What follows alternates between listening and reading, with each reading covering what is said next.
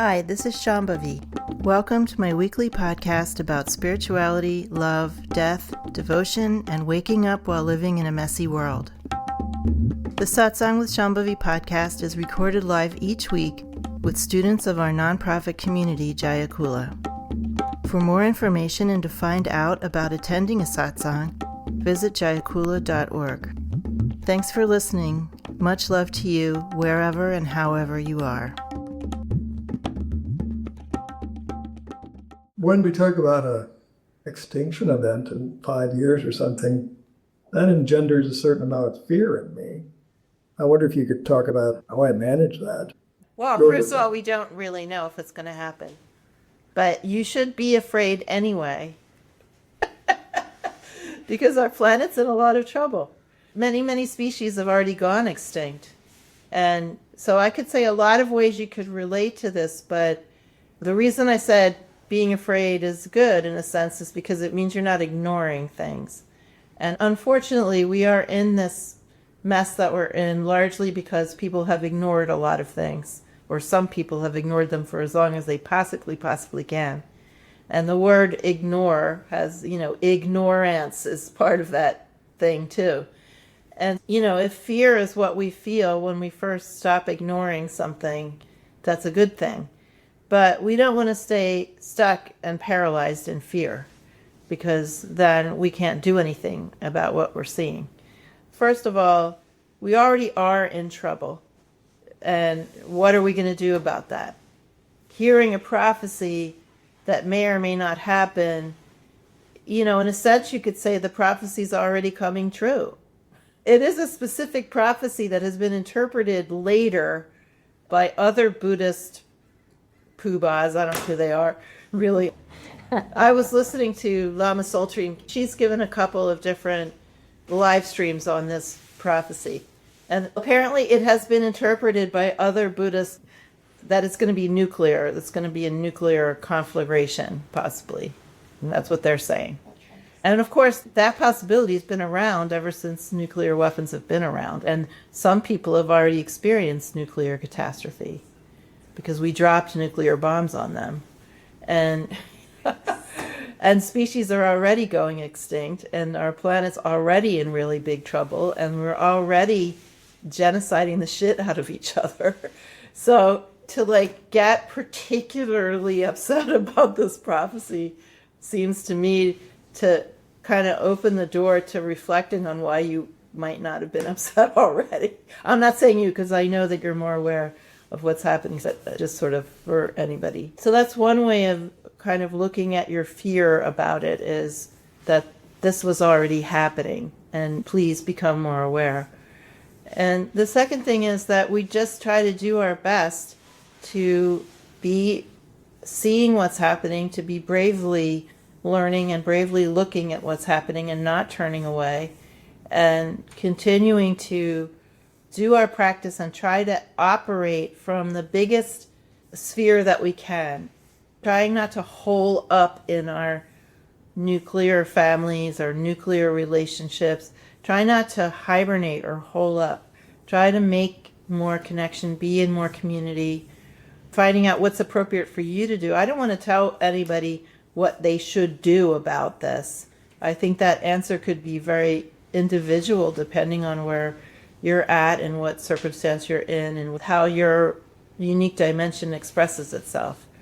But we should all be trying to feel more, see more, connect more, and support each other more, and be more kind, and form more healthier communities as a way of moving through this. And then the other thing is that life is eternal. Things blink in and out of existence all the time. I mean, if human beings blink out of existence, it's really not that much of a biggie in terms of cosmic stuff. But we might want to stay here for a while. So if we want to stay here for a while, we have to do something about it. Not what we've been doing. Is the extinction event referenced in the prophecy specifically a human extinction event? Yes. Because you're saying 50% of wild species are gone already. I've only heard about this from Lama Sultry Leone. She said it was a human extinction event. But of course, if it's nuclear, it's going to affect a lot of other species too, not just us. And also, Buddhists tend to be more interested in humans. That's a part of their jam. I'm not sure why that is. But think about that. If we really did only have 5 more years, what would you be doing? First of all, there's remedies in the prophecy. It says that we do have the possibility to escape this fate. So it's up in the air. It's not a foregone conclusion, and it is a prophecy. The only reason I'm taking it even a little seriously is because so many Buddhist teachers are saying that this is something we should look at seriously, and also because it was from the entourage of Guru Padmasambhava, who was an avatar like Ma. So I have some feeling for him and what he actually represents in terms of wisdom, and his teachings have been some of those that have been most important to me. That's why I'm even entertaining this. So we are just doing our best to forestall this or turn in a different direction. When I was a little girl, I was very afraid of nuclear war. I grew up in the 50s and the early 60s, the Cold War, Cuban Missile Crisis, etc. And I was very, very aware of it and very afraid of it. And there was an Australian physician named Helen Caldicott. She was someone who, despite the conscious ignoring of our culture of this danger, she was someone who was always speaking out about the dangers of nuclear weapons and the connection between nuclear power and nuclear war, and how we had to stop doing this, stop making these weapons, stop using nuclear power. I don't know if she's still alive, but if she is, I'm sure she's still advocating for this. And I was also very impressed by her. And I wrote her a letter when I was like, I don't know, 8 or 9 years old. And I said, given how you feel about our possibilities for survival, how do you keep going? How do you keep doing what you do? And she said, we have to act as if it's not going to happen. We have to live as if it's not going to happen. And that really sunk very deeply into me. On the one hand, she was saying we can't just give up and be fatalistic, which I think is very real, because really the future is always up for grabs. There's nothing that's ever a foregone conclusion, nothing at all. So we do have to keep going as if it's not going to happen, do our best to contribute to it not happening. Taking radical steps like not having children is really being too fatalistic. But thinking of this as some way that might reorganize your priorities a little bit, if your priorities need reorganizing, I think would be a good outcome of this. Like who you're going to spend time with and how you're going to spend your time. Not based on shorter long-term projects, but based on what kind of quality of life you want to have, and if it is going to happen, how you want to die. I'm curious to hear you talk about death, practicing with that, sitting with it, what that looks like. Well, there's a whole retreat that we do on death and dying. So this is a really rich topic in both of my main traditions, and something that is given a lot of importance in our lives as practitioners, to learn about death, to die well, to practice to die well, etc. So I can't answer your question fully right now, but I will say a few things about it. First of all, one of the things I've noticed about being in situations where you think someone might die, or someone actually is dying, or there's a threat of someone dying, or a possibility, is how much intimacy it brings into your life. It opens you up in a certain way to a different kind of intimacy with others, which is a really beautiful thing. And it also brings a kind of immediacy. I don't know if you've noticed this, but when you're around someone who actually is dying, or you think is going to die, one's sense of time changes. And it basically, things become more immediate. The sense of linear time starts to erode. And there's more of the sense of being in this sort of timeless space with that person and the other people involved. And this is much more like what it feels like to be more realized, that the sense of linear time is not so pronounced. And there's this more of a sense of the connection of timelessness and spaciousness that is happening, and this sense of intimacy. We can think of those experiences as, in a sense, cutting through our normal conceptual mind and bringing a lot of wisdom into our lives if we can reflect on it that way.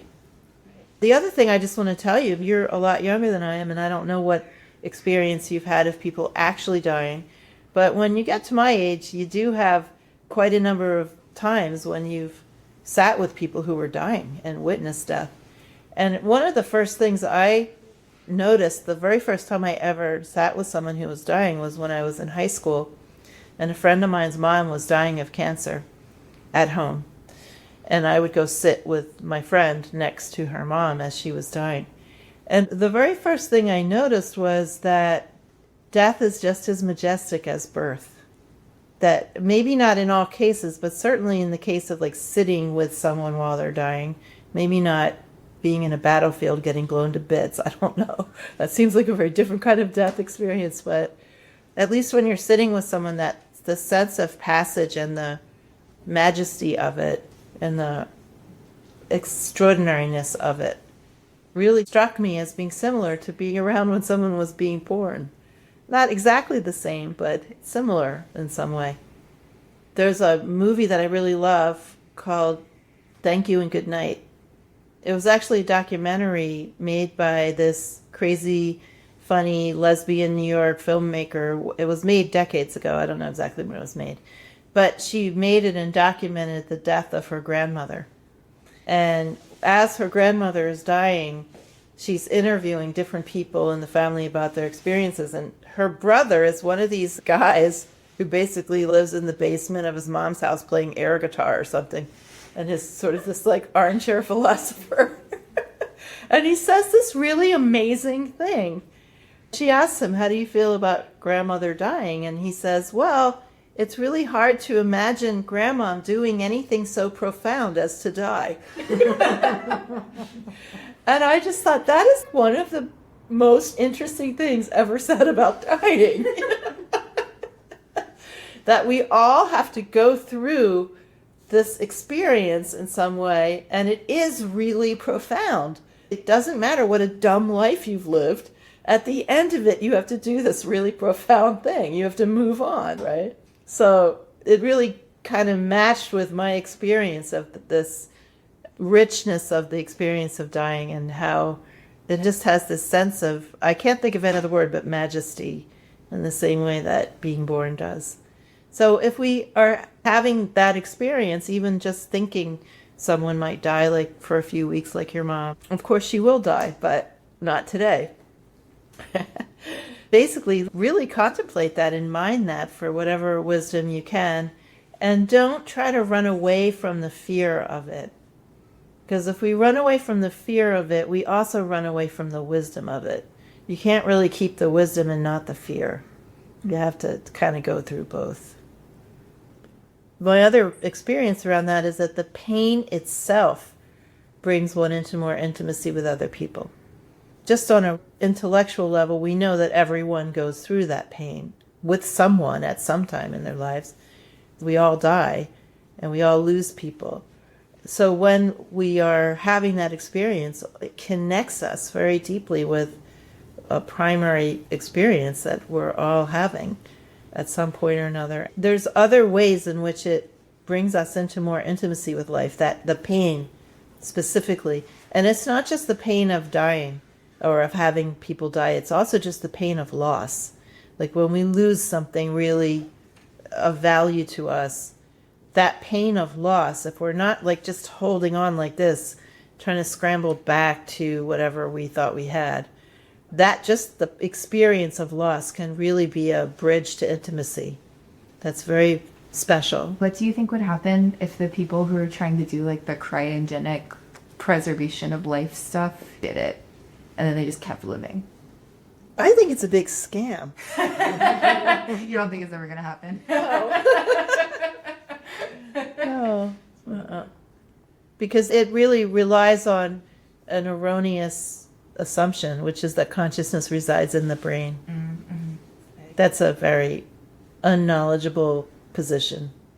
And I don't know what the people who are running those agencies that do that think about it, but I suspect they know it's a scam. Well, if there's a nuclear war, we're going to lose electricity anyway, so True. Yeah. good luck with your cryogenic chamber. And do you want to wake up in the middle of a nuclear winter with only a head and no body? I mean, the whole thing is absurd. It's much, much, much more fun. Even if it were to work somehow, it would be much more fun to become so realized that you could have a continuity of experience between lives. That's like work, though. Yeah. Or you could just do nothing. Just die like the rest of us schlubs. Why not? You know, one of the most charming things about Namkhai Norbu was how little he subscribed to the dogmas about the importance of how you die. So he thought it was important to prepare for death, but he didn't have that anxiety about it that is in a lot of other types of traditions. And there's this practice called poha, which you might have heard of, I don't know. You have to do this very strenuous pre-practice while you're still in this body until like blood comes out the top of your head. You have to basically be able to blow a hole in the top of your head. Or have somebody else do that for you, which they do in Hindu traditions too. But Namkhai Norbu was like, this is just so not necessary. He did teach that it's good to be aware as you're dying, but we don't have to go to these extremes. And that in and of itself takes a lot of practice to be able to do that. But the reason to do it would be because it would be fun. Being swept along unconsciously through the bardos doesn't really sound like much fun to me. It's kind of scary. Yeah. Because scary things will happen. And if you're not aware that they're realm visions, you could definitely get scared. I was apparently very bad at doing preparation for death in my last lives because I don't have any memory of going through the bardos. I have memories of past lives, but not of transitions between. Are you preparing this time around at all out of curiosity? You know, in a lazy kind of way. No, I am curious. I mean, I've been doing daily practice since I was in my mid-20s. What I feel about for myself personally is that I just feel such connection and devotion to my guru that I don't really need anything else. That's what I feel. Because I know that I'll be thinking of her as I'm dying. Satsang with Shambhavi is produced by Jaya Kula, a nonprofit community offering opportunities to learn and practice in the direct realization traditions of Trika Shaivism and Dzogchen. If you enjoyed listening, please help us keep this podcast and many other teachings open to all by making a monthly or one-time donation. Visit jayakula.org to make a donation and explore more of our offerings.